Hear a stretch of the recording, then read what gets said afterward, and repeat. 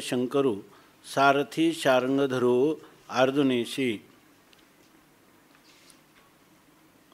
अर्जुन विषादयोग नावाचा जो प्रथम अध्याय प्रारंभ होत आहे, तर त्यामध्ये आता 14व्या क्रमांकाचा श्लोक आहे. ततः श्वेतैर्हयैर्युक्ते महती शंदने स्थितौ माधव पांडवश्चैव दिव्यौ शंखौ प्रदद्मतुः. संत सम्राट भगवान माऊली या श्लोका संबंधाने असं सांगतात की श्वेतवर्णाचे असे असणारे जे घोडे, त्या घोडे ज्या रथाला जुंपलेले आहेत असा तो महान रथ आहे आणि त्या रथामध्ये भगवान अर्जुनाचं सारथ्य करत आहेत. आणि सारथ्य करत असताना जेव्हा युद्धाचं वातावरणामध्ये सर्व रणवाद्य वाजू लागलेले आहेत, शूर अशा योद्ध्यांनी सिंहगर्जना केलेली आहे आणि प्रत्येकाने आपापले शंख वाजवले, त्यावेळेला भगवान परमात्मा श्रीकृष्ण आणि अर्जुन यांनी देखील दिव्यौ शंखौ प्रदद्मतुः, त्यांनी आपले असणारे दिव्य किंवा अलौकिक अशा शंखांचा ध्वनी केलेला आहे. आणि त्यामुळं त्यांनी सांगितलं की गरुडाच्या जसं मेरू पर्वताला पंख फुटावेत त्याप्रमाणे मेरू पर्वतासारखा असणारा हा जो रथ आहे आणि त्या रथाला हे जोडलेले जे घोडे आहेत, तर त्यांचा जो गरुडाचे जावळीचे कातले चारी, म्हणजे गरुडाला जसा वेग असतो असे वेगवान असे ते घोडे आहेत. आणि त्यामुळे तो रथ कसा शोभतो, तर जणू काही मेरू पर्वताला पंख फुटावेत असा रहवरू शोभतसे तैसा, अशी गोष्ट आहे. शिवाय आता ह्या रथावर बसलेला जो सारथी आहे तर तो कोण आहे, वैकुंठीचा राणा जाणं. साक्षात या ठिकाणी द्वारकेचा राणा हा मानवी वेशधारी आहे, परंतु या ठिकाणी कर्तुम अकर्तुम अन्यथा कर्तुम शक्ती संपन्न संपूर्ण जगताचा उत्पत्ती स्थिती प्रलय करणारा असा जगदाधीश्वर परमात्मा, तो परमात्मा त्या ठिकाणी अर्जुनाचं सारथ्य करण्यासाठी बसलेला आहे. आता या ठिकाणी माऊली हे जे काही रथ आहे त्या रथाचं वर्णन करतात. तो सांगताना म्हणतात, ध्वजस्तंभावरी वानरू तो मूर्तिमंत शंकरू सारथी शार्ङ्गधरो अर्जुनेशी. त्या रथाचं गुणवर्णन करताना सांगतात, ध्वजस्तंभावरी तो जो रथाचा जो ध्वज आहे आणि त्या म्हणजे स्तंभावर लावलेला जो ध्वज त्याला ध्वजस्तंभ असं म्हणतात. किंवा तो जो निशाणी की या ठिकाणी हे अर्जुनाचा रथ आहे, त्याचा हा ध्वज आहे, त्या ध्वजाचं निशाण किंवा खूण जर काय असेल, ती खूण ज्या ठिकाणी लावली तो जो खांब आहे निशाणीचा खांब, त्याला म्हणतात ध्वजस्तंभावरी.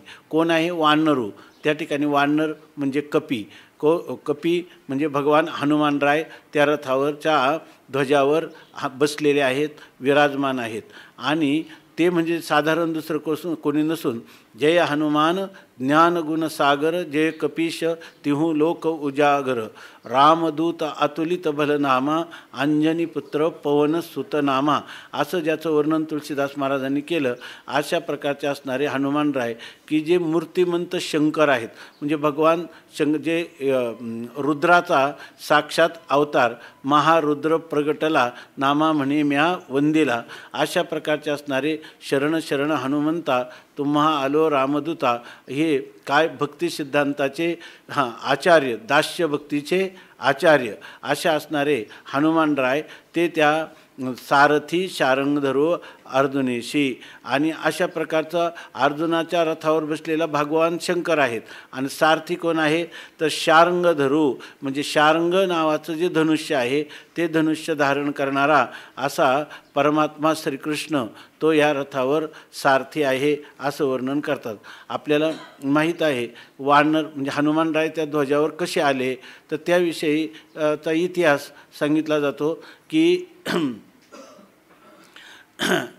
एकदा एका महाभारतामध्ये वर्णन आहे की एकदा एका ब्राह्मणाच्या गायी चोरल्या, तेव्हा तो ब्राह्मण ती आपली तक्रार घेऊन काही सहाय्य व्हावं म्हणून अर्जुनाकडं आला. त्यावेळेला अर्जुनाने रात्रीची वेळ होती, त्यावेळेला त्याने घरात जो काही धनुष्य बाण आणण्यासाठी तो गेला, तर त्याच्यामध्ये धर्मराज, युधिष्ठिर आणि द्रौपदी हे एकांतात असताना त्या ठिकाणी त्याने प्रवेश केला, धनुष्यबाण घेतलं.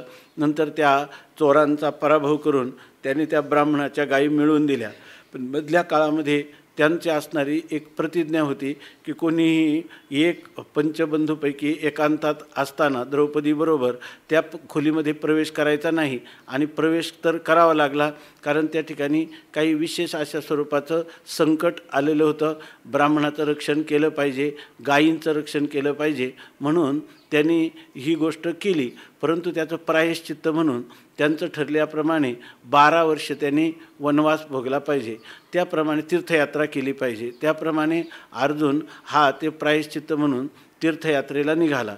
आणि तीर्थयात्रेला जात असताना जेव्हा तो रामेश्वरला गेला, तेव्हा त्या रामेश्वरला अर्जुनाची आणि चिरंजीव असणारे हनुमंतराय यांची भेट झाली. त्यावेळेला त्या अर्जुनाला असं वाटलं की ह्या रामचंद्र प्रभूंनी काही विशेष पराक्रम केला, एक धनुर्धारी क्षत्रिय अवतारी कुटीतले पुरुष, आणि त्यांनी या ठिकाणी पाषाणाचा सेतू बांधला. म्हणून हनुमंतरायाला या ठिकाणी रामप्रभूबद्दल अत्यंत आत्मीयता आणि अनन्य निष्ठा होती. म्हणून त्यांनी सांगितलं की राम अवतारामध्ये आपण कायम प्रभू रामचंद्राबरोबर आपण राहिलात. आणि त्यावेळेला त्यांनी हा सेतूबंधन केलं, त्याचं कौतुक सगळ्या जगामध्ये होतं. पण खरं म्हणजे रामांनी बाणाचा सेतू का केला नाही असं त्यांना विचारलं. त्यांनी सांगितलं बाणाचा सेतू केला असता, पण बाणाचा सेतू जर केला आणि आमच्यासारखे 18 पद्मिनी सेना ही वानरांची होती. वानर हे चंचल आणि इतके बलवान होते रामाच्या सेनेमध्ये की त्यांनी जर त्या ठिकाणी ते नाचले असते किंवा त्यांनी जर त्यांचा भार सगळ्यांचा टाकला असता तर तो बाणाचा सेतू सहन करू शकला नसता. माझ्या एकट्याच्या भारानेच तो बाणाचा सेतू मोडून गेला असता. म्हणून तर त्यांनी वानरा हाती लंका घेवविली म्हणे तुका, त्यासाठी त्यांनी या ठिकाणी दगडाचा सेतू वानरांच्याच द्वारा बांधून घेतला असं जेव्हा सांगितलं तेव्हा अर्जुन म्हणे हे शक्य नाही. आता जर मी बाणाचा सेतू केला, तू एवढ्या युद्धाची बढाई मारतो बळाची, तर हा बाणाचा सेतू केला तर तू मोडशील का? तर त्यांनी सांगितलं मोडेल. आणि जर मोडला तर काय? हनुमानराय म्हणले की जर हा माझ्या बाणाचा सेतू मोडला तर मी ह्या ठिकाणी चिरंजीव असल्यामुळं त्या ठिकाणी देहांत प्रायश्चित्त तर काही घेऊ शकत नाही, कारण ते माझ्या हातात नाही. परंतु एक मात्र करील, तुझ्या ध्वजावरचा निशाणी म्हणून जो काही निशाणीचा खांब असेल तुझ्या ध्वजावर कायम राहील. आणि जेव्हा कोणतंही युद्ध होईल त्या युद्धामध्ये मोठ्याने भुभुकार करण्याचं कार्य मी करील की ज्यामुळं तुझे जे शत्रू आहेत तर ते शत्रूंना भय निर्माण होईल. ही दोघांची प्रतिज्ञा झाली. अर्जुनाने सांगितलं की मी अग्निभक्षण करील, जर समजा तुम्ही बाणाचा सेतू मोडला तर मी अग्निभक्षण करील, अशी दोघांचं प्रतिज्ञा झाली. आणि त्याप्रमाणे त्या ठिकाणी अर्जुनाने बाणाचा सेतू केला. आणि त्याबरोबर लगेच त्या बाणाच्या सेतूवर एक उडी मारली हनुमंतरायाने आणि तो सगळा भग्न करून टाकला. त्यामुळं आता अर्जुनाला काष्ठभक्षण करणं प्राप्त झालं. अग्नी पेटवला, काष्ठ पेटवले आणि अर्जुन जो आहे तो त्याच्यामध्ये उडी टाकणार. इतक्यामध्ये भगवान काय कोठे न दिसे पाहता आणि उडी घाली अवचिता, आम्हा घाली पाठीकडे, आपण कळी काळाशी भिडे. या न्यायाने भगवान परमात्मा श्रीकृष्ण एका ब्राह्मणाच्या वेशात त्या ठिकाणी आले आणि त्या अर्जुनाला म्हटले, अरे तू कशासाठी हे अग्निकाष्ठ घेतो? त्यांनी सांगितलं अशा प्रकारची प्रतिज्ञा, त्या प्रतिज्ञेमध्ये हनुमंतरायाचा विजय झाला. पण ते म्हणे ही जेव्हा प्रतिज्ञा केली ह्याला साक्षी कोण होतं? तिथं कोणीच साक्षी नव्हतं. म्हणजे त्या ठिकाणी ते दोघंच होते. त्या काळामध्ये प्रत्येकजण कोणी साक्षीची इच्छा करणारा किंवा कुटसाक्षी, खोटं साक्षी ठेवून आपला विजय संपादन करण्याइतकी दुर्बुद्धी त्या युगामध्ये कोणाच्याही ठिकाणी नव्हती.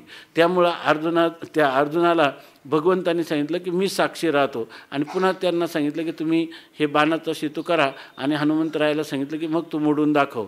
आता भगवान साक्षी आहेत, ब्राह्मण साक्षी आहेत. आणि त्या ठिकाणी त्या हनुमंतरायांनी त्या बाणाच्या शितोवर उडी मारली, तो काही मोडला नाही. मग आता हनुमंतरायाला साक्षात काय पराजित झाल्यामुळं त्या अर्जुनाच्या ध्वजावर येण्याची जी प्रतिज्ञा होती ती प्रतिज्ञा पूर्ण करावी लागली. म्हणून म्हणतात की ध्वजस्तंभावरी वानरू तो मूर्तिमंत शंकरू.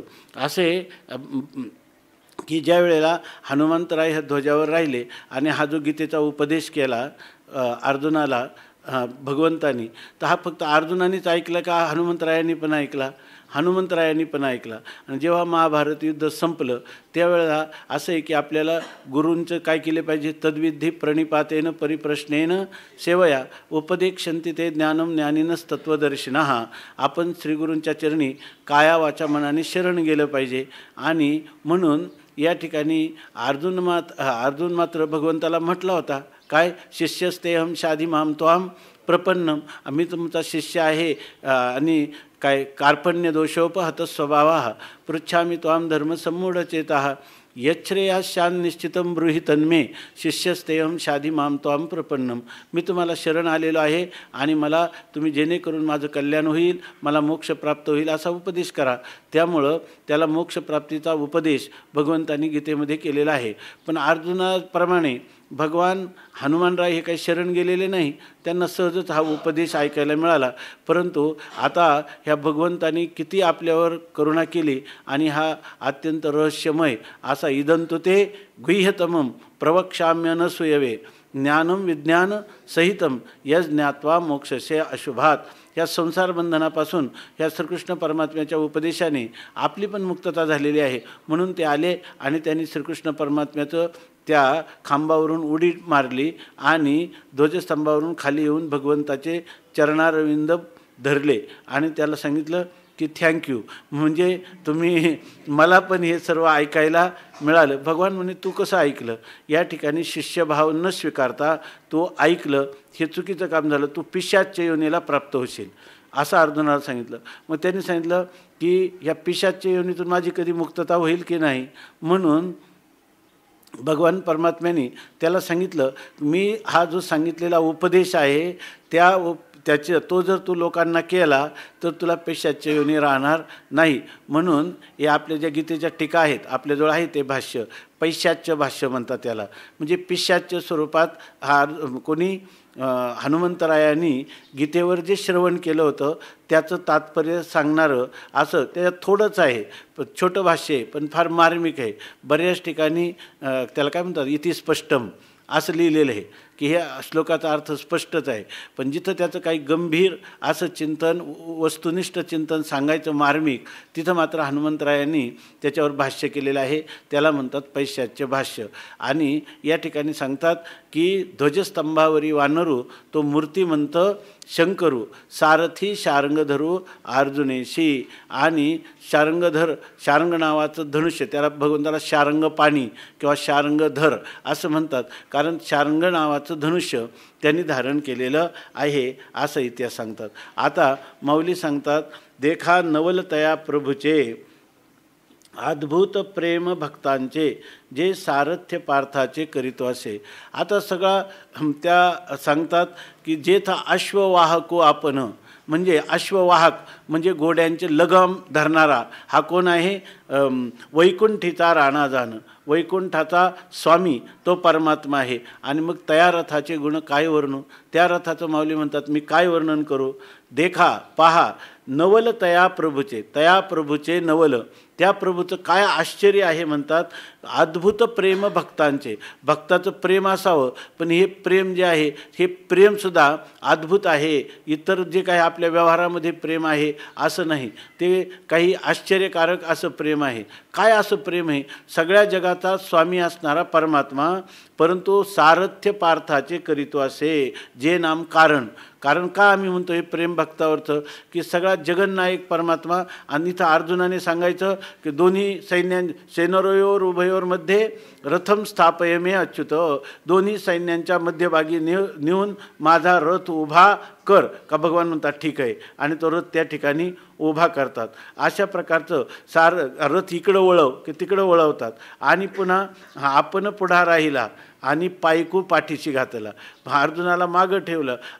काय आम्हा घाली पाठीकडे आणि आपण कळी काळाशी भिडे. येणारे बाण प्रथम आपण झेलू. अशा प्रकारचा अगोदर भगवान परमात्मा जे आहे ते सारथ्यपण पार्थाचे करीतो असे त्याचं सारथीपण करतात असं सांगतात. की या ठिकाणी त्याचा इतिहास आपल्याला माहीतच आहे की अर्जुन जेव्हा महाभारत युद्धाची निश्चिती झाली त्यावेळेला दुर्योधन जो आहे त्या दुर्योधनाने आता आपल्याला यादवांचं सैन्य आणि भगवान श्रीकृष्ण परमात्मा आपल्या बाजूला यावेत म्हणून तो अगोदर द्वारकेला गेला. तेव्हा भगवान आपले पौडलेले होते आपल्या मंचकावर, तेव्हा झोपलेले आहेत म्हणून तो उश्याला त्यांच्या बसून राहिला आणि त्याला वाटलं की भगवान उठले म्हणजे आपण त्यांच्याकडे मागणी करू, युद्धामध्ये आम्हाला तुम्ही आमच्या पक्षामध्ये या, तुमचं असणारे यादवांचं सर्व सैन्य आणि तुम्ही आमच्या पक्षात राहा. परंतु त्याच वेळेला अर्जुन देखील युद्धाची मदत आणण्यासाठी मागण्यासाठी गेला. तर त्यावेळेला भगवंताचं शयन केलेलं पाहिल्यावर तो त्यांच्या पायाजवळ बसला आणि तितक्यामध्ये ते बसलेलं असताना या ठिकाणी भगवान जागे झाले. त्यांनी अर्जुनाला पाहिलं. अरे अर्जुना, आज तू काय कारणाने येणं केलं? त्यांनी सांगितलं की मी युद्धासाठी मदत मागायला आलो. तितक्या दुर्योधन उशाला बसलेला होता. भगवंताची नजर अगोदर अर्जुनाकडे गेली आणि नंतर दुर्योधन म्हणतो की युद्धाची मदत मागायला मी अगोदर आलेला आहे, त्यामुळं मला मागण्याचा अधिकार आधी आहे. पण भगवान म्हणतात की आपल्याकडं आलेल्या अतिथीपैकी मी ज्याला प्रथम पाहिलं तर त्यालाच प्राधान्य दिलं पाहिजे. म्हणून अर्जुनाला विचारलं. खरं तर ह्या युद्धामध्ये यादवांचं सैन्य जरी सगळ्या बाजूला गेलं तरी मी काही मात्र न धरी शस्त्र करी मी, युक्ती सांगेन गोष्टीच्या चार. मी काही युद्धामध्ये शस्त्र हातात धरणार नाही. तेव्हा माझं सैन्य किंवा मी दोघांपैकी कोणतंही एक मागून घ्या. दुसरी गोष्ट अशी आहे की या ठिकाणी फार झालं तर मी एखाद्या रथाचं सारथी म्हणून काम करील. तेव्हा मग अर्जुनाला मागितल्यावर अर्जुनाने लगेच सांगितलं की मग फक्त मला तू पाहिजे आणि यादवांचं सैन्य मला नसलं तरी चालेल. इकडं दुर्योधनाला मनात आनंदच झाला. काय हे एकट्याला घेऊन, हा तर काय हातामध्ये शस्त्रास्त्र धारण करणार नाही, त्याच्यापेक्षा हा सारथीपणाचं कार्य फार तर करील, अर्जुनाचं सारथ्य करील किंवा एकटा हा कुठं आणि एवढं यादवांचं असणारं अक्षयिणी सैन्य कुठं, म्हणून आपल्याला सैन्यच ठीक आहे, कृष्ण नसला तरी चालेल असं म्हणून त्यांनी तो स्वीकार केला. अशा प्रकारचं या ठिकाणी त्यांचं युद्धासाठी हा भगवान परमात्मा जो आहे तो सारथी शारंग धरू अर्जुनेशी, त्यांनी सारथ्याचं काम करण्याचं ठरवलं. आणि याचंच वर्णन माऊली या ठिकाणी करतात. देखा नवल तया प्रभूचे अद्भुत प्रेम भक्तांचे, जे सारथ्य पार्थाचे करिता असे. आता इथं जे युद्धाचं वातावरण आहे त्या युद्धाच्या वातावरणामध्ये भगवान परमात्मा आणि अर्जुन यांनी आपले 2 दिव्य शंख वाजवले आणि त्यानंतर तेच सांगतात. पांचजन्यम ऋषिकेशो देवदत्तं धनंजयः पौंड्रम दद्मौ महाशंखं भीमकर्मावृकोदरः. पांचजन्यम ऋषिकेशो देवदत्तं धनंजयः पौंड्रम दद्मौ महाशंखं भीमकर्मावृकोदरः. पांचजन्यम ऋषिकेशो देवदत्तं धनंजयः पौंड्रम दद्मौ महाशंखं भीमकर्मावृकोदरः.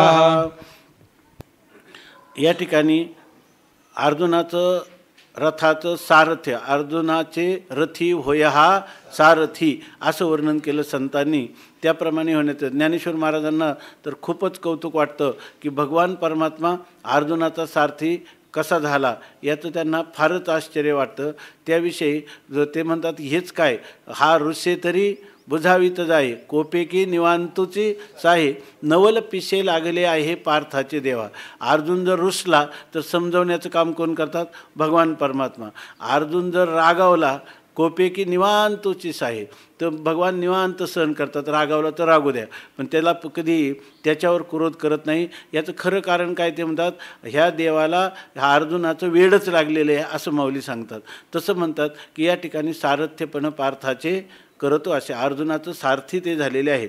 आणि आता ह्या युद्धाच्या वातावरणामध्ये पांचजन्यम ऋषिकेशः देवदत्तं धनंजयः पौंड्रम दद्मौ महाशंखम भीमकर्मा वृकोदरः।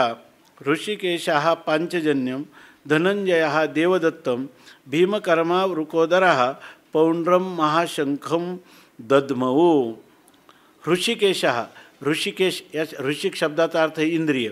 ऋषिकेश म्हणजे आपल्या सर्व इंद्रियांचा स्वामी असा असणारा परमात्मा. तो पांचजन्यम, त्यांनी तो जो शंख वाजवला त्या शंखाचं नाव आहे पांचजन्य शंख. हा ऋषिकेश श्रीकृष्ण परमात्म्याने वाजवला.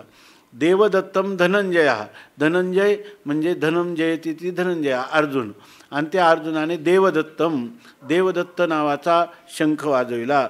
भीमकर्मा वृकोदरः, वृकोदरः म्हणजे वृक म्हणजे पोट ज्याचं मोठं आहे असा, आणि भीमकर्मा, भीम म्हणजे ज्याची भयंकर भीषण अशा प्रकारची ज्याची कर्म आहेत क्रिया आहेत असा असणारा जो भीम त्याला म्हणतात भीमकर्मा.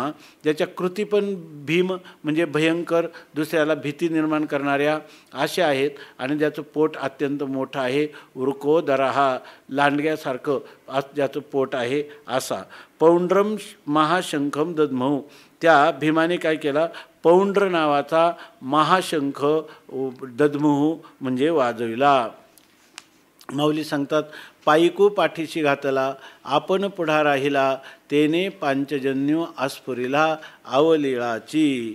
आता या ठिकाणी माऊलींचं जे अंतःकरण आहे ते अंतःकरण त्या कृष्ण परमात्म्याच्या आणि अर्जुनाच्या संबंधामध्ये असणारं जे अतीव प्रेम किंवा त्यांचं परस्पराशी असणारी जी आत्मीयता परमप्रेमास्पदता ते वर्णन करत असताना मागच्या श्लोकामध्ये सांगितलं तया रथाचे गुण काय वर्णू किंवा वैकुंठीचा राणा जाण असं वर्णन केलं तरी माऊलीची जी वाणी आहे ती वाणी थांबत नाही. आता इथं फक्त म्हणायला पाहिजे मूळच्या श्लोकात काय आहे, ऋषिकेशाने पांचजन्य वाजवला आणि अर्जुनाने देवदत्त शंख वाजवला. पण माऊली काय म्हणतात, पायिकू पाठीशी घातला आपण पुढा राहिला तेने पांचजन्य आस्फुरिला अवलीळाची. त्याने सहजच अवलीळाची सहजच पांचजन्य आस्फुरिला म्हणजे त्या श्रीकृष्ण परमात्म्याने पांचजन्य शंखाचा ध्वनी त्या ठिकाणी नेला किंवा पांचजन्य जो शंख आहे तो फुंकला आणि त्याचा महान अशा प्रकारचा आवाज केला. पण तो श्रीकृष्ण कसा आहे की ज्याने पायिक आपला असणारा दास अर्जुन त्याला पाठीशी घातलं आणि आपण पुढं राहिला आणि आपण त्याच्या संरक्षणासाठी आपण मात्र पुढं राहिला. म्हणजे येणारे बाण हे प्रथम आपल्याकडे येतील आणि माझा अर्जुन सुरक्षित राहील अशी ज्याची धारणा आहे अशा ह्या श्रीकृष्ण परमात्म्याने श्रीकृष्ण परमात्म्याची विशेषणं दिली. त्याच्यातली दोन मुख्य की पायिक पाठीशी घातला आणि आपण पुढा राहिला तेने पांचजन्य आस्फुरिला अवलीळाची अशा प्रकारचं त्यांचं वर्णन केलेलं आहे. भक्ता राखे पायापाशी आणि दुर्जनाशी संवारी की असं सांगितलेलं आहे.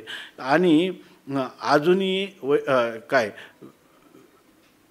परी तो महाघोषू थोरू गाजत असे गहिरू जैसा उदयला लोपी दिन करू नक्षत्राते. आणि भगवंताने जो पांचजन्य शंख वाजवला आणि त्याचा जो ध्वनी झाला तर तो महाघोष थोरू, थोरू म्हणजे अतिशय महान अशा प्रकारचा तो घोष म्हणजे तो निनाद. त्या घोषाचा पांचजन्य तो शंख वाजवला त्या पांचजन्याचा अशा प्रकारे महान थोर अशा प्रकारचा घोष झाला. आणि तो गहिरू म्हणजे तो अत्यंत गंभीर असा जरी एकदा शंख वाजवला तरी त्या शंखाच्या ध्वनीचा प्रतिध्वनी सारखा त्या ठिकाणी दुमदुमत राहिला. जैसा उदयला लोपी दिन करू नक्षत्राते. आणि त्याचा इतका मोठा आवाज झाला की काय झालं की जैसा ज्याप्रमाणे उदयला दिनकरू, दिनकरू म्हणजे सूर्य जेव्हा उदयला सूर्य उगवला असताना ज्याप्रमाणे नक्षत्राते लोपी सूर्योदय झाला का नक्षत्र काय होतात लोपून जातात. म्हणजे आकाशात असणारी रात्री जेवढे ग्रह आणि तारांगणं ते एकदा सूर्योदय झाल्यावर जणू काही असून आकाशगंगेमध्ये असतात परंतु आपल्याला ती दृष्टीचा विषय होत नाही. ती जणू काही लोपून जातात लुप्तप्राय होतात लुप्त होतात. तैसे हे कशासाठी दृष्टांत दिला? जसं ही गोष्ट आहे सूर्योदयामध्ये ज्याप्रमाणे ग्रह गण सगळे लोपून जातात, तैसे तुरबंबाळू भोवते कौरवदळी गाजत होते, ते हरपोनी नेनो केवते गेले तेथ. तैसे त्याप्रमाणे तुरभवते म्हणजे सभोवती जे काही तुरबंबाळू म्हणजे जी रणवाद्य होती आणि त्या रणवाद्याचा बंबाळ म्हणजे त्या रणवाद्यांचा जो ध्वनी सगळीकडं कौरवदळी कौरवांच्या सेनेमध्ये गाजत होता, म्हणजे गर्जना करीत होता. म्हणजे कौरवांच्या सेनेमध्ये जे काही रणवाद्य वाजत होती, पण भगवंताने जेव्हा शंख फुंकला त्यावेळेला ते हरपोनी नेनो केवते गेले तेथ. तर तेथ त्या ठिकाणी ते जे रणवाद्याचे ध्वनी होते ते जणू काही हरपून म्हणजे नाहीसे होऊन केवते गेले. आता वाजत होते ते ऐकूच येत नाही, कुठं गेले हेही नेनो हेही काही कळेना. म्हणजे त्यांचा पूर्णपणे जणू काही लोपच झाला. त्यांचा ध्वनी येण्याऐवजी सगळीकडं ह्या पांचजन्यम ऋषिकेशो त्या ऋषिकेश परमात्म्याचा सगळा पांचजन्याचा जो ध्वनी दुमदुमत होता त्यानेच हे सर्व प्रदेश आक्रांत केला. तैसाची देखे येरे निनादे अति गहिरे देवदत्त धनुर्धरे आस्फुरिला. तैसाची त्याचप्रमाणे देखे पहा येरे अति गहिरे निनादे. आता ते म्हणतात त्या येरे येरे म्हणजे दुसरा कोण? हा पांचजन्यम ऋषिकेशो. आणि येर दुसरा कोणता? देवदत्तम धनंजय. हा त्या ठिकाणी अर्जुनाने दुसरा निनादे आवाज करण्याच्या बाबतीत अति गहिरे म्हणजे अतिशय गंभीर असा जो आवाज देणारा तो देवदत्त धनुर्धरे आस्फुरिला. तो आपला देवदत्त नावाचा जो शंख आहे त्या शंखाला धनुर्धरे म्हणजे धनुष्य धारण करणाऱ्या अर्जुनाने तो आस्फुरिला म्हणजे देवदत्त नावाचा शंख आस्फुरिला नाम वाजविला. ते दोन्ही शब्द आचाट मिनले एकवट तेथ ब्रह्मकटाह शतकुट हो पाहत असे. ते दोन्ही शब्द आचाट, ते आचाट म्हणजे भयंकर अद्भुत आश्चर्यकारक असे ते दोन्ही शब्द म्हणजे देवदत्त आणि पांचजन्य हे देवाच्या आणि अर्जुनाचे दोघांनी वाजवलेले अनुक्रमाने जे शंख होते त्या शंखांचा जो ध्वनी होता त्या ध्वनीमुळं ते दोन्ही एकवट मिनले म्हणजे ते दोन्ही एकत्र मिसळले. दोन्ही ध्वनींचा एकाच वेळेला आवाज झाल्यामुळं दोन्ही ध्वनी परस्परामध्ये मिसळून गेले आणि त्या ध्वनीचा इतका मोठा आवाज झाला तेथ ब्रह्मकटाह शतकुट हो पाहत असे. ब्रह्मकटा कटाह म्हणजे कढई, ब्रह्मकटाह म्हणजे ही ब्रह्मांडरूपी सगळी जणू काही एक कढई आहे आणि ते शतकुट म्हणजे त्याचे शेकडो तुकडे किंवा तुकडे किंवा चूर्ण जणू काही ह्या ब्रह्मांडाचं हो पाहत असे जणू काही होऊ लागलं असं वाटायला लागलं. तव भीमसेनू विसनयला जैसा महाकाळू खवळला तेने पौंड्रा आस्फुरिला महाशंखू. आणि हे सगळं पाहिल्यानंतर भीमसेनू जो भीमदादा त्या भीमदादाला विसनयला त्याला आवेश आला आणि तर असा खवळला इतका क्षुब्ध झाला की जैसा महाकाळू खवळला. ज्याप्रमाणे महाकाळू म्हणजे अगदी महामृत्यू ज्यावेळेला मृत्यूचा जो क्षण येतो त्यावेळेला तो महामृत्यू जसा त्या जीवावर त्याला ह्या शरीरातून सोडवण्यासाठी झडप घालतो तसा हा भीमसेन जे आहे ते विसनयला तशा प्रकारचे ते खवळून उठले, प्रक्षुब्ध झाले आणि महाकाळू खवळला. जणू काही महाकाळ म्हणजे मृत्यूच त्या ठिकाणी खवळला आहे म्हणजे प्रक्षुब्ध झालेला आहे. आणि त्या भीमाने काय केलं? तेने म्हणजे त्याने त्या भीमाने महाशंखू पौंड्रा आस्फुरिला त्याचा असणारा जो महान शंख मोठा शंख आणि तो कोणता? पौंड्र नावाचा शंख त्या शंख त्याने आस्फुरिला म्हणजे त्याने वाजवला. आता बाकीच्यांनी काय केलं ते सांगतात. अनंत विजयम राजा युधिष्ठिरः नकुलः सहदेवश्च सुघोषमणिपुष्पकौ अनंत विजयम राजा कुन्तीपुत्रो युधिष्ठिरः नकुलः सहदेवश्च सुघोषमणिपुष्पकौ अनंत विजयम राजा कुन्तीपुत्रो युधिष्ठिरः नकुलः सहदेवश्च सुघोषमणिपुष्पकौ. अनंत विजयम राजा कुंतीपुत्रः युधिष्ठिरः नकुलः सहदेवः च सुघोष मणिपुष्पकौ. तर सांगतात की अनंत विजयम राजा कुंतीपुत्रः राजा युधिष्ठिरः अनंत विजयम नकुलः च सहदेवः सुघोष मणिपुष्पकौ. काय दधमतुः द्विवचन होईल ना, द्विवचन दधमतुः परोक्ष भूतकाळाचं रूप आहे. कुंतीपुत्रा राजा युधिष्ठिरः. आता युधिष्ठिर यांची विशेषणं दिली. कोण आहे? धर्मराज हे युधिष्ठिर आहे. युधिष्ठिर म्हणजे युधिष्ठिरः इति युधिष्ठिरः, युद्धामध्ये स्थिर राहणारे. नंतर कुंतीपुत्रः ज्यांची परंपरा ज्यांची माता जी आहे ती अत्यंत शुद्ध अशा प्रकारची आहे. म्हणून मुद्दाम ही जी हेतुपुरस्सर ही विशेषणं दिली. कुंतीपुत्रा कौंतेय ही जी दिलेली आहेत अर्जुनालाही, तसंच इथंसुद्धा तो कुंतीचा पुत्र आहे. पुत्रनाम पुन्नाम नरकात रायते ती पुत्र. जो आपल्या आईवडिलांची नरकातून सुटका करतो, त्यांना सद्गती प्राप्त करतो, अधोगतीपासून वाचवतो, त्याला पुत्र म्हणतात. आणि तो कोण आहे? कुंतीचा पुत्र आहे. आपल्याला कुंती माहीत आहे की कुंती माता ही किती अधिकारिणी आहे. तर त्याप्रमाणे हा कुंतीपुत्र आहे.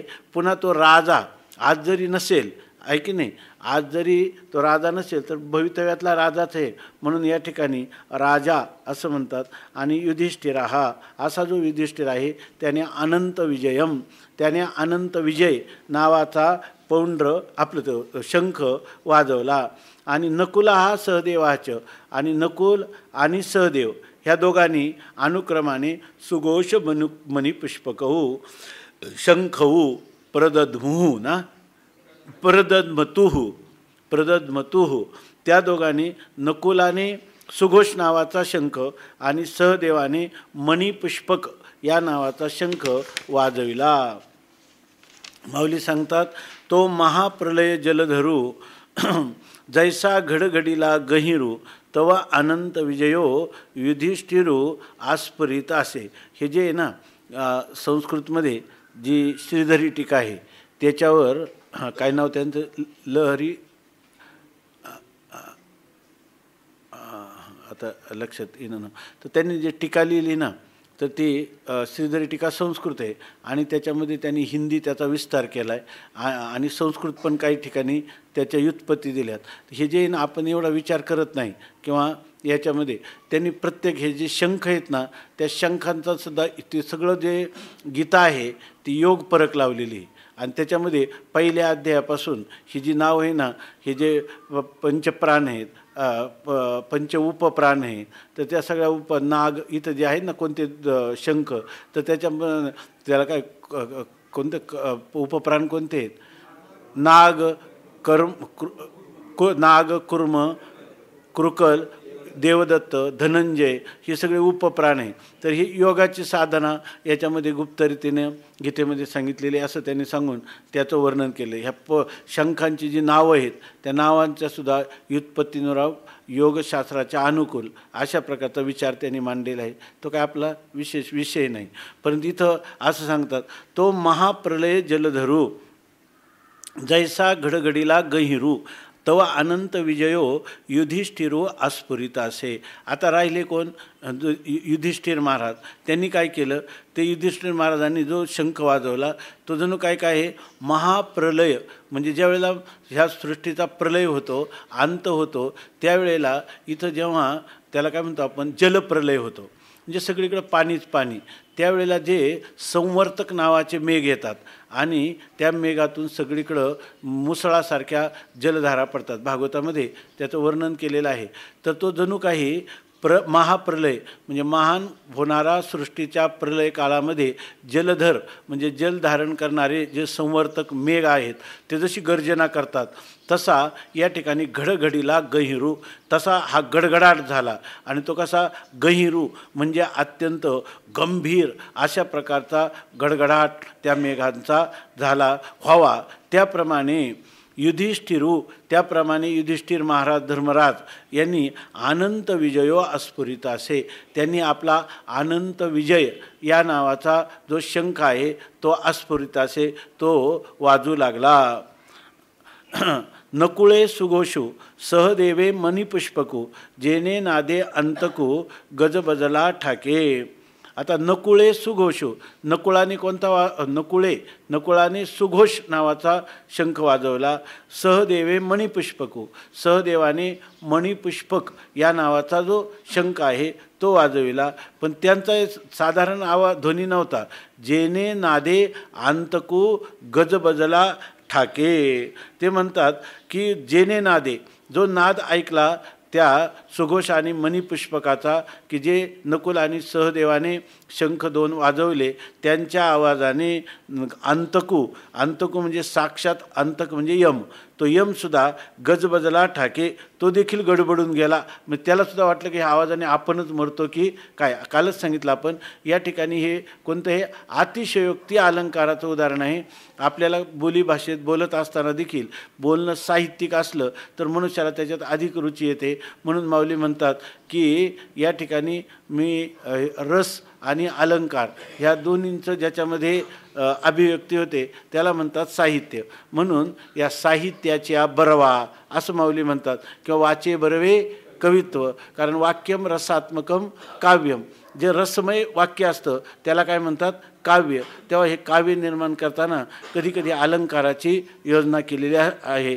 म्हणून या ठिकाणी हे ज्याला म्हणतो आपण अद्भुत नावाचा रस किंवा वीर नावाचा रस आणि त्याला त्याचे असणारे स्थायी भाव वीर रसाचा स्थायी भाव उत्साह आणि अद्भुत रसाचा स्थायी भाव आश्चर्य हे या ठिकाणी आपल्याला आश्चर्य वाटतं. अशा प्रकारचं हे शब्दांची योजना रसालंकाराने संयुक्त अशी माऊलींनी या अध्यायामध्ये केलेली आहे. आता काश्यश्च परमेश्वास शिखंडी च महारथः दृष्टद्युम्नो विराटश्च सात्यकिश्चापराजितः. काश्यश्च परमेश्वास शिखंडी च महारथः दृष्टद्युम्नो विराटश्च सात्यकिश्चापराजितः. काश्यश्च परमेश्वास शिखंडी च महारथः दृष्टद्युम्नो विराटश्च सात्यकिश्चापराजितः. द्रुपदो द्रौपदेयाश्च सर्वश पृथिवीपते सौभद्रश्च बाहुः शङ्खान् दद्मुः पृथक् पृथक्. द्रुपदो द्रौपदेयाश्च सर्वश पृथिवीपते सौभद्रश्च महाबाहुः शङ्खान् दद्मुः पृथक् पृथक्. द्रुपदो द्रौपदेयाश्च सर्वश पृथिवीपते सौभद्रश्च महाबाहुः शङ्खान् दद्मुः पृथक् पृथक्. धार्तराष्ट्रा हृदयानि हे घेऊ नंतर पुढचा श्लोक. काश्याः च परमेश्वासः शिखंडी च महारथः दृष्टद्युम्नः विराटः च सात्यकिः च अपराजितः. यानंतर काश्याः च परमेश्वासः हे त्याचं विशेषण आहे काशीराजाचं. परमेश्वासः काश्याः परमधनुर्धारी म्हणजे सर्वात श्रेष्ठ धनुर्धारी धनुष्य धारण करणारा असा हा काशीराज. महारथ हा शिखंडी आणि महारथी असणारा तो शिखंडी. धृष्टद्युम्नाच आणि धृष्टद्युम्न. विराटाच विराट आणि अपराजित हा सात्यकी. सात्यकीचं विशेषण दिले अपराजित म्हणजे ज्याचा कधीही पराजय होत नाही अशा प्रकारचा असणारा सात्यकी. तसं द्रुपदा नंतर द्रुपद राजा नंतर द्रौपदेयाच नंतर द्रुपदीचे असणारे पुत्र आणि महाबाहू सौभद्रा आणि महाबाहू म्हणजे महान पराक्रमी असणारा जो सौभद्र म्हणजे सुभद्रेचा पुत्र जो अभिमन्यू. सर्वशः या सर्वांनीच पृथक पृथक शंखान दद्मुः. पृथक म्हणजे आपले वेगवेगळे असणारे जे शंख आहे ते या शंखान दद्मुः ते शंख वाजविते झाले. म्हणजे इतरही पांडवांचं जे सैन्य होतं त्यांनी सगळ्यांनीच शंखाचा निनाद केलेला आहे. तेथ भूपती होते अनेक, द्रुपद द्रौपदेयादिक, हा काशीपती देख महाबाहू. ते म्हणतात तेथ अनेक भूपती होते. भूपती अर्थात राजे. त्या ठिकाणी दुसरेही काही राजे होते. तो द्रुपद होतात त्या ठिकाणी. द्रौपदेयादिक, आणि त्या द्रौपदेय म्हणजे त्या द्रौपदीचे असणारे पुत्र पण होते. द्रुपद राजा पण होता. आणि हा काशीपती देख, आणि त्या ठिकाणी हा काशी राजा की महाबाहू काशीपती देख, आणि महान पराक्रमी असणारा असा जो काशी राजा तोही त्या ठिकाणी होता. तेथ अर्जुनाचा सुतू सात्यकी अपराजितो, धृष्टद्युम्नु नृपनाथो शिखंडी हन. तिथं दुसरं कोण कोण होतं तर ह्या प्रत्येकाचे इतिहास आलेले, शिखंडी, धृष्टद्युम्न, सात्यकी. पण आता इथं हे फक्त जाता जाता उल्लेख करतात. त्यांचे प्रत्येकाचे काही ना काही वैशिष्ट्ये आहेत, ती महाभारतामध्ये आहेत. तेथ अर्जुनाचा सुतू, त्यामध्ये अर्जुनाचा मुलगा कोण, सुत म्हणजे मुलगा कोण, अभिमन्यू. सात्यकी अपराजितो, आणि अपराजितो म्हणजे अजिंक्य, ज्याचा कोणी पराजय करू शकत नाही असा सात्यकी.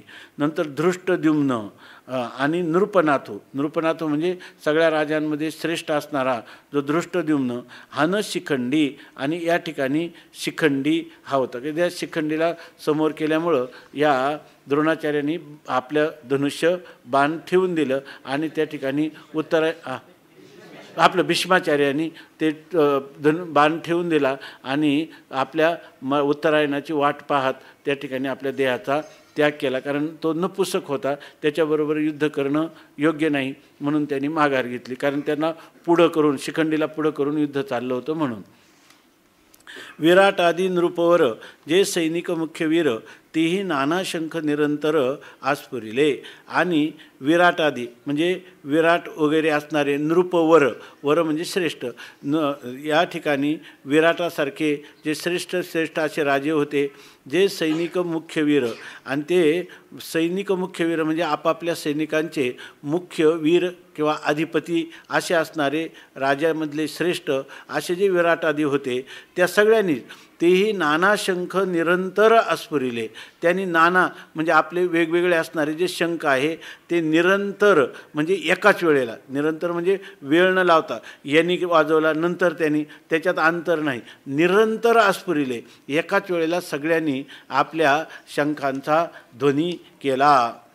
आणि त्यामुळं असा मोठा शंख झाला की ज्याच्यामुळं काय झालं, धृतराष्ट्राचे पुत्र जे कौरव आहे तर त्यांची हृदये विदीर्ण झाली असं वर्णन पुढच्या श्लोकात करतात. सघोषोधार्तराष्ट्राणां हृदयानि व्यदारयत्, नभश्च पृथिवीं चैव तुमुलो व्यनुनादयन्. सघोषोधार्तराष्ट्राणां हृदयानि व्यदारयत्, नभश्च पृथिवीं चैव तुमुलो व्यनुनादयन्. सघोषोधार्तराष्ट्राणां हृदयानि व्यदारयत्, नभश्च पृथिवीं चैव तुमुलो व्यनुनादयन्. सहा घोषाः धार्तराष्ट्राणां हृदयानि व्यदारयत्, नभः च पृथिवीं च एव तुमुलो व्यनुनादयन्. याते नभः च पृथिवीं च एव व्यनुनादयन्. सहा तुमुलाः घोषाः धार्तराष्ट्रस्य आपल्या धार्तराष्ट्राणां हृदयानि व्यदारयत्. आता सगळ्यांनी ज्या वेळेला एकच शंखध्वनी केला पांडव सैन्यातल्या सर्वांनी, त्यावेळेला नभाच म्हणजे आकाश आणि पृथ्वींच आणि संपूर्ण पृथ्वी यांनासुद्धा वेणुनादयन, ह्या सगळ्या आकाश आणि पृथ्वीला वेणुनादयन म्हणजे दुमदुमून टाकणारा असा तुमुला हा घोषा, असा तो तुमुळ म्हणजे तुंबळ म्हणजे भयंकर असा असणारा जो घोष म्हणजे आवाज. त्यामुळं झालं काय तर धार्तराष्ट्रांना, धृतराष्ट्राचे पुत्र जे कौरव आहेत त्यांची हृदयानी व्यदारयत, त्या आवाजानेच त्यांची हृदय विदारण झाली, फाटली. म्हणजे तुम्ही म्हणाल मग तो पुढं युद्ध कसं काय झालं, यालाच म्हणतात अतिशयोक्ती अलंकार. म्हणजे प्रत्यक्ष तिथंच विदारण झाली नाही, पण जवळजवळ आता जणू काही ते हृदय फुटून जातील त्या ध्वनीनं, अशी अवस्था ह्या अलंकारिक शब्दात वर्णन केलेले आहे. म्हणतात तेने महाघोष निर्घाते शेषकुर्मा अवचिते, गजबजोनी भूभाराते सांडू पाहती. तेने म्हणजे त्या शंखाच्या निनादाने दुमदुमण्याने झालं काय, शेष कुर्म अवचिते, काय पृथ्वी जी आहे ती पृथ्वी शेषाने धारण केलेली आहे. किंवा ज्या वेळेला हे जे मंदर पर्वताच्या रवी करून देव आणि दानवानी क्षीरसागराचं मंथन केलं, बरोबर ना, त्यावेळेला त्या ठिकाणी भगवंतांनी कुर्मरूप खाली त्या रवीचं मंथन करताना ह्या पृथ्वीचा भार घेण्यासाठी तिथं काय केलं तर कुर्म रूप धारण, कासवाचं रूप धारण केलं. म्हणून शेष जो आहे तो आपल्या फण्यावर किंवा कुर्म जो आहे तो कासव तो आपल्या पाठीवर काय करतो, ह्या पृथ्वीला धारण करतो. पण हा ध्वनी इतका मोठा झाला की तेने महाघोष निर्घाते, तो महान होत असणारा घोष किंवा ध्वनी आणि त्याचा होणारा निर्घात आघात, त्या आघातामुळं शेष कुर्म या ठिकाणी शेष भगवान किंवा कुर्म भगवान म्हणजे कासव रूपाने असणारा परमात्मा हे देखील अवचिते अचानक गजबजून ते गडबडून गेले. गजबजले म्हणजे त्यांची धांदल उडाली आणि भूभाराते सांडूपाती, आणि आता काही ज्या पृथ्वीवर एवढं अकराळ विक्राळ असं युद्ध चाललेलं आहे त्यामुळे ते गडबडून गेले. आणि ते म्हणतात पृथ्वीचा जो भार त्यांच्यावर होता तो भारच आपण सांडूपाती म्हणजे ते ओझच आपण टाकून द्या, म्हणजे ही पृथ्वीसुद्धा रसातळाला जाण्याची वेळ येईल. कारण कुर्म आणि शेष जे तिचं धारण करतात तेच तिला सोडू पाहतात, अशा प्रकारची स्थिती झाली. तेथ तिन्ही लोक दंडळीत, मेरू मांदार आंदोळीत, समुद्र जळ उसळत कैलास वेरी. तेथ त्या ठिकाणी तिन्ही लोक दंडळीत, तिन्ही भुवन म्हणजे स्वर्ग मृत्यू आणि पाताळ हे दंडळीत म्हणजे सगळे डळमळू लागले. मेरू मांदार आंदोळीत, एवढा मोठा मेरू पर्वत परंतु किंवा मांदार पर्वत परंतु हे आंदोळीत ते हेलकावे खायला लागले, दोलायमान व्हायला लागले. आणि समुद्र जळ उसळत कैलासवेरी, आणि त्या ध्वनीच्या आघाताने हे समुद्र अथांग असणाऱ्या समुद्राचं जे पाणी आहे ते कैलासवेरी उसळतं, ते कैलास लोकापर्यंत म्हणजे भगवान शंकराच्या कैलासापर्यंत ते समुद्राचं पाणी उसळतं, वर उसळलं गेलं. पृथ्वी तळ उलथो पाहतं, आकाश असे आसुडतं, तेथ सडा होतं नक्षत्रांचा. हे पृथ्वी तळ ही सगळी जरी पृथ्वी आहे ना ती उलथो पाहतं, ती जणू काही पालथी होईल, पृथ्वी पालथी होऊ पाहत होती. आकाश आसुडत असे, आकाशाला हादरे बसत होते. आणि सडा होतं नक्षत्रांचा, आणि आकाशामध्ये असणारे जे काही नक्षत्र आहेत ते तर सडा होतं, त्यांचा जणू काही सडाच होतो, म्हणजे त्या नक्षत्रांची पखरण होते किंवा सडा होतो, म्हणजे ते नक्षत्र आकाशातून तुटून खाली पडतात, अशा प्रकारची स्थिती होती. आता झालं काय, सगळीकडे एक हलकल्लोळ माजला. आणि त्याचं वर्णन करतात, सृष्टी गेली रे गेली, देवा मोकळवादी झाली, आईशी एक टाळी पिटली सत्यलोकी. लोक म्हणायला लागले सृष्टी गेली रे गेली, आता हे जग गेलं रे गेलं म्हणजे जग बुडालं रे बुडालं असं म्हणायला लागले. देवा मोकळवादी झाले म्हणजे सृष्टी जाऊ दे ह्या मृत्यूलोकातली, पण देव तर सुरक्षित असतील. ते म्हणतात देवा मोकळवादी झाली, मोकळवादी झाली, देवसुद्धा काय झाले आता आश्रयरहित झाले, देवांनाही आता कोणाचा आधार राहिला नाही, ते निराधार झाले. आईशी एक टाळी पिटली सत्यलोकी, सत्यलोकात ब्रह्मलोकामध्ये अशी टाळी पिटली, मग एकच हाहाकार माजला किंवा ओरड झाली, सगळे आक्रोश करायला लागले की आता देवसुद्धा निराधार झाले, की पृथ्वी तलसुद्धा आता बुडून गेलं म्हणजे जाणार आता, असं वातावरण झालं. दिहाची दिन थोकला, जैसा प्रलय काळ मांडला, तैसा हाहाकार उठिला तीही लोकी. दिहाची म्हणजे दिहा म्हणजे दिवसात दिन थोकला, दिवसात सूर्य काय झाला गुप्त झाला, म्हणजे सूर्याचा प्रकाश दिवस असताना देखील सूर्यप्रकाश नसेल तर अंधारच झाला. कारण का तर तो सूर्य जो आहे तो सुद्धा लोपून गेला, दिवस असताना देखील सूर्य निष्प्रभ झाला. देहाची दिन थोकला, जैसा प्रळय काळ मांडला, जणू काही या ठिकाणी आता प्रळय काळाला सुरुवात झालेली आहे. तैसा त्या प्रकारे हाहाकारू उठिला तिही लोकी, तिन्ही लोकांमध्ये हाहाकार माजला. तेव्हा आधी पुरुषो विस्मितो म्हणे धने होय पांतो मग लोपिला अद्भुतो संभ्रमतो. आणि हे सगळं वातावरण पाहिलं तर तो सर्वज्ञ असणारा परमात्मा आहे. तो म्हणतो अजून महाभारत युद्धाचा प्रारंभ झाला आहे, आता जर जग बुडालं आणि देव निराधार झाले तर आपली लीला कोणी पाहायची आहे की नाही. आणि हा इतिहास कसा निर्माण व्हायचा म्हणून भगवंतानी लीला केली, त्याचं वर्णन ज्ञानोबाराय लिहितात.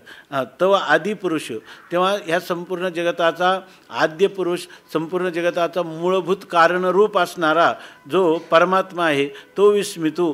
त्यालासुद्धा आश्चर्य वाटलं, काय आपण जी लीला करताना काय हे वातावरण झालेलं आहे. म्हणून आदिपुरुष विस्मितो, तो आदिपुरुष असणारा भगवान तो सुद्धा आश्चर्यचकित झाला. आणि म्हणे तो काय म्हणतो, जने होय पा अंतू. ते म्हणतात न जाणो आता ह्या विश्वाचा नाश तर नाही ना होणार. म्हणजे अगोदरच नुसते कौरवांचं सैन्य, मग पांडव राहणार, मग हस्तिनापूरला राज्याभिषेकन, माझं द्वारकेचं राज्य, निजधाम गमन, हे तर सगळं आत्ताच सगळं एकाच वेळेला होऊन जाईल सर्व. म्हणून म्हणतो जने होय पा अंतू, कदाचित ह्या जगताचा आता अंत तर नाही ना होणार. मग लोपिला अद्भुतो संभ्रमतो. आणि नंतर त्या ठिकाणी जो संभ्रम म्हणजे त्या ठिकाणी उडालेली जी गडबड आहे, तिथं झालेला जो प्रक्षोभ आहे, क्षुब्धता आहे, ते त्या परमात्म्याने अद्भुतो संभ्रमो लोपिला. तो विलक्षण अशा प्रकारचा प्रक्षोभ किंवा क्षुब्धता ही त्याने लोपिली म्हणजे शांत केली. म्हणजे आता हे जसं आहे हे वातावरण शांत केलं, पुढं त्याला वाढू दिलं नाही. आणि म्हणून कारण काय, ही सर्व परमात्म्याची लीला आहे, हे सर्व करणारा परमात्माच आहे. तुझा अवघे होऊ येते, त्याला हे सगळं वातावरणही करता आलं आणि त्याला ते आटोपता आलं, म्हणून तो भगवंत, म्हणून तर तो परमात्मा आहे की नाही. त्याला भगवान का म्हणतात, हे सगळं ऐश्वर्य आहे. त्याला जर वाटलं एकोहम बहुश्याम प्रजायेय, तर तो काय करतो, एकटाच ह्या सगळ्या विश्वाचा विस्तार करतो. आणि त्याला वाटलं की मी एकटंच राहावं, तर सगळ्यांचा उपसंहार आपल्या स्वरूपात करून घेतो. आणि अशी स्थिती झाली. म्हणून ज्ञानोबाराय म्हणतात, तर मनोनी विश्व सावरले, एरवी युगांत होते ओढवले, जई महाशंख आस्फुरिले कृष्णादिकी. मनोनी म्हणजे त्या परमात्म्याने संकल्प केला की आता हे आटोपलं पाहिजे, म्हणून त्या परमात्म्याने मनोनी विश्व सावरले, असा त्याचा संकल्प झाला. की ह्या जगाला आत्ताच बुडून द्यायचं नाही, प्रलय काळ होऊ द्यायचा नाही. आता महाभारत युद्धाचा प्रारंभ आहे, या युद्धाचा एक इतिहास हे असं घडलं, हा महाभारत जगाला इतिहास आदर्शभूत होणार आहे. म्हणून त्यांनी सांगितलं मनोनी विश्व सावरले, म्हणून हे विश्व सावरलं म्हणजे कसं तरी वाचलं. एरवी आणि जर त्यावेळेला वाचलं नसतं तर युगांत होते ओढवले. त्यावेळेला युगांत म्हणजे प्रलयच होणार होता, प्रलय ओढवलेला प्राप्त झालेला होता. कधी जै महाशंख आस्फुरिले कृष्णादिकी, ज्या वेळेला ह्या कृष्णादिकी म्हणजे कृष्ण, अर्जुन, युधिष्ठिर, भीम यांनी जेव्हा हे दिव्य शंख जे आहेत महाशंख आस्फुरिले, ज्या वेळेला त्यांनी ते वाजवले, त्याच वेळेला खरं काय बोलतात, त्या शंखाच्या आवाजानेच हा प्रलयकाल होणार होता. पण परमात्म्याने तो वाचवला. तो परमात्मा कसा आहे तर त्यांनी सांगितलं, पितामहस्य जगतो माता धाता पितामह वेद्यम पवित्र ओंकार रुक्साम यजुरेवच. तो घोष तरी उपसंहरला, परी पडिसाद होता राहिला, तेने दळभार विध्वंसीला कौरवांचा. तरी तो घोष उपसंहारला, तो घोष म्हणजे तो नाद होता, तो उपसंहार केला. तो नाद किंवा तो ध्वनी होता, तो ध्वनी परमात्म्याने शांत केला. तो घोष तरी उपसंहारला, पण ती जरी आवाज थांबला तरी त्या आवाजाचे पुन्हा पलीकडं थांबून गिरीकंदरातून परत येणारे जे प्रतिध्वनी होते तो पडसाद होता राहिला. पडसाद म्हणजे त्याचा प्रतिध्वनी आहे ना, तो प्रतिध्वनी अजून होत होता. नाद तर आटोपून घेतला, परंतु प्रतिध्वनी मात्र अजूनही होतच होते. आणि त्या प्रतिध्वनीचेच सुद्धा काय परिणाम झाले माऊली सांगतात, तेने दळभार विध्वंसीला कौरवांचा. कौरवांचा दळभार म्हणजे कौरवांचं जे सैन्य होतं ना, त्याच्यामुळे बऱ्याच सैन्यांचा काय झाला, विध्वंस झाला. तुम्ही म्हणा सर सगळाच कौरवांचा दळभार म्हणजे सैन्याचा समूह जर ह्या प्रतिध्वनीनंच नाश पावला तर पुढं कसं काय युद्धाचं वर्णन आलं. तर विध्वंसीला म्हणजे काय नाश झाला असं नाही, जवळजवळ नाश होण्यापर्यंत आले, म्हणजे त्या सैन्याची दानादान झाली, असा त्याचा अर्थ घ्यावा. हां, जैसे गजघटा तू सिंह लीला विदारितू तैसा हृदयाते भेदितू कौरवांच्या. जैसा गजघटा तू काय हे जे हा ग्रंथ जो आहे ते एक वेदांताचं प्रस्थान आहे आणि त्या प्रस्थानामध्ये या साहित्याच्या अंगाने जवळजवळ कोणीही याचं चिंतन केलं नाही. कारण हा ग्रंथच असा आहे की हा केवळ तत्त्वज्ञानाचं किंवा जीवनाचं तत्त्वज्ञान सांगणार आहे. परंतु ज्ञानोबारायांनी याला साहित्याने खूप सजवलेलं आहे. म्हणून आपण दररोज चिंतन करतो वाचे बरवे कवित्व, कवित्वी रसिकत्व आणि रसिकत्वी परतत्व स्पर्श जायचा. नेहमी हा ग्रंथ का जगात सगळ्यांना आवडला? कारण याच्यामध्ये याचं काव्याचं रूप आहे, याच्यामध्ये रसमय वर्णन केलं. माऊली म्हणतात ना, नवरसी भरवी सागरू मांडवी उचित रत्नाचे आगरू आणि मग भावार्थाचे गिरीवरू निफजवी माये, असं माऊली म्हणतात. या ठिकाणी याच्यामध्ये ही गोष्ट आहे की काय, आता काय वेळी सांगितली, नवरसाने भरलेला समुद्र आहे, नवरसी भरवी सागर आणि अनेक प्रकारचे असणारे अलंकार रूपी रत्न मध्ये काय झालेले समाविष्ट आहेत. मांडवी उचित रत्नाचे आगरू आणि मग त्याच्यातून हा भावार्थ किंवा तत्त्वज्ञान माऊलींनी मांडलेलं आहे. वाचे बरवे कवित्व, कवित्वी रसिकत्व आणि रसिकत्वी परतत्व स्पर्श जायचा. हा ग्रंथ असा आहे की ह्या ग्रंथामध्ये एवढं मोठं जगाचं सर्वात श्रेष्ठ तत्त्वज्ञान पण ते साहित्यिक भाषेमध्ये मांडल्यामुळं हा ग्रंथ माणसाला हृदयाला कायम कवटाळावा आणि वाटतं. आणि किती याची आवर्तनं झाली. दुसरे ग्रंथ कसे गीतेची एक टीका वाचली एकदा झालं त्याचा आशय लक्षात आला, तसं याचं जीवनभर कितीही चिंतन केलं तरी माणसाचा त्या ग्रंथात प्रवेश झाला की नाही असं होतं. आणि ह्या ग्रंथाचं वर्णन स्वतः भगवान शंकराने केले. ते हरू म्हणे नेनिजे जैसे देविका स्वरूप तुझे तैसे नित्य नूतन देखीजे गीता तत्व.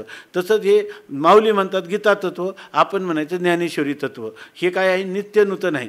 जसं जसं आपण प्रत्येक आवर्तन करू तसं त्याच्यामधून नवीन अर्थाचं नवीन भावांचं स्फुरण होतं. ब्रह्मज्ञानानेच गोमटा हा ग्रंथ आहे, परंतु तो काय आहे भाव अक्षराचे गाठी आणि ब्रह्मज्ञाने जे गोमटी ते हे माय ज्ञानेश्वरी संत जना माहेश्वरी. अशा प्रकारचा हा एक अलौकिक ग्रंथ आहे. तर त्याच्यामध्ये सांगतात दाऊ वेल्हाळ देशी नवी जे साहित्याते ओजावी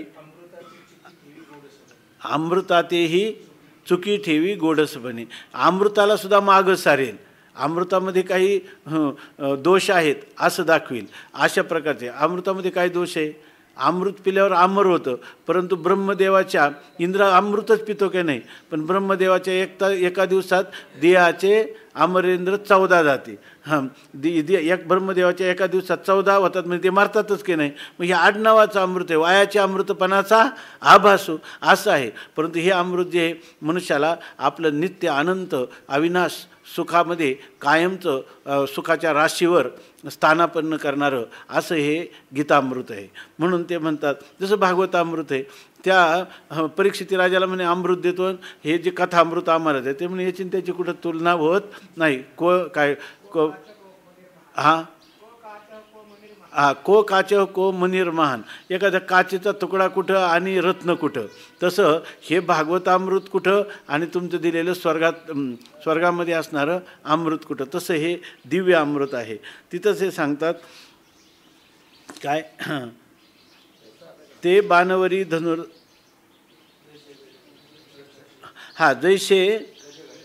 जैसे गजघटा तू सिंह लीला विदारितू तैसा हृदयाते भेदितू कौरवांच्या.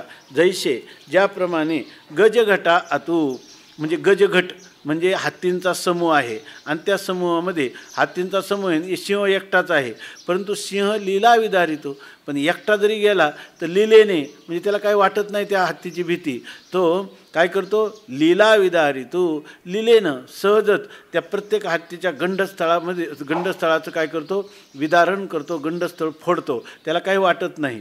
तैसा त्याप्रमाणे या ठिकाणी हे जे शंख आहेत त्या शंखांचा जो प्रतिध्वनी आहे त्या प्रतिध्वनीचे परिणाम काय झाले, तैसा हृदयाते भेदितो कौरवांच्या. त्याप्रमाणे कौरवांची जी हृदय आहेत ना ती आपोआपच त्याने भेदन केली, विदीर्ण केली. तो गाजत जव ऐकती तव उभेची हे घालिती, एकमेकाते म्हणती सावध रे सावध. आता ते सांगतात तो गाजत जव ऐकती, तो त्या गाजत म्हणजे गर्जना करीत, ती गर्जना जेव्हा ऐकती, ती गर्जना जेव्हा ते ऐकतात म्हणजे त्या प्रत्येकाच्या शंखांची एकाच वेळेला झालेल्या ध्वनींची जी प्रतिध्वनी, ती प्रतिध्वनीची जी गर्जना, ती ज्या वेळेला ते ऐकत होते हे कौरवांचे सैनिक, तेव्हा काय त्यांची स्थिती झाली, उभेची हिये घाली ती, उभ्या उभ्यात हिये घाली ती, हा वाक्प्रचार आहे. आणि त्याचे दोन अर्थ आहे. उभेची हिये घाली ती म्हणजे धैर्य गळून पडते, हिये म्हणजे हृदय, हृदय गळून, हृदय घालणं म्हणजे हृदयाचा धीर सुटणं. त्यामुळे उभ्या उभ्याच त्यांचं धैर्य गळून जात होतं. आणि दुसरा एक अर्थ हिये घाली ती म्हणजे एकमेकाला आधार देतात, धैर्य देतात. एक धैर्य सोडणं हा पण अर्थ आहे, परस्पर विरोधी अर्थ आहे, दोन्ही अर्थ लागतात. ते परस्परांना काय करत होते की एकमेकाला धीर देत होते. अरे जरी एवढा ध्वनी असला, अजून आपल्याला युद्ध व्हायचं आहे, तू एवढ्यावर घाबरू नकोस. किंवा दुसरं असं आहे की ऐकल्याबरोबरच त्यांचं काय होतं, धैर्य हा ध्वनीनंच आपण मरतोय, आता युद्धात काय आपण तग धरणार आहे, म्हणून धैर्य त्यांचं गळत होतं. असंही पण दोन्ही अर्थ सांगतात. उभ्या उभ्याच धैर्य सोडलं. आणि हा तुम्ही धीर दिलं कशावरून, तर पुढचं सांगतात एकमेका ते म्हणते सावध रे सावध.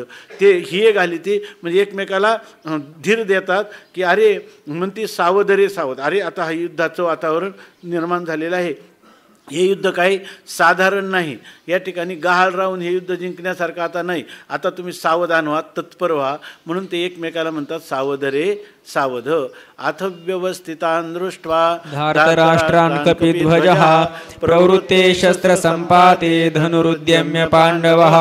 अथ व्यवस्थितान् दृष्ट्वा धार्तराष्ट्रान् कपिध्वजः प्रवृत्ते शस्त्रसम्पाते धनुरुद्यम्य पाण्डवः. अथ व्यवस्थितान् दृष्ट्वा धार्तराष्ट्रान् कपिध्वजः प्रवृत्ते शस्त्रसम्पाते धनुरुद्यम्य पाण्डवः. पुंडलीक वरद हरि विठ्ठल श्री ज्ञानदेव तुका